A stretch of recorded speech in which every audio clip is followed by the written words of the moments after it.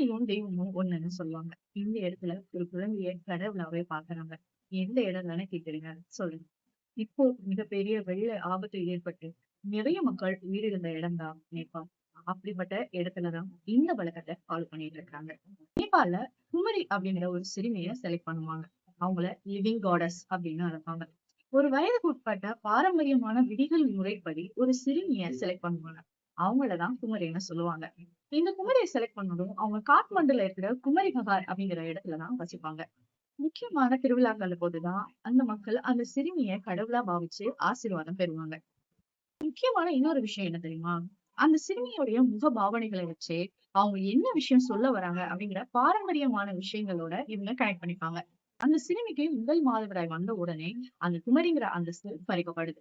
அதுக்கப்புறமா திரும்பவும் அதே மாதிரியான ஒரு ஏஜ் கேட்டகரியில பாரம்பரியமான முறைகள் படியில இன்னொரு சிறுமியை செலக்ட் பண்ணி குமரியா உட்கார வைப்பாங்க.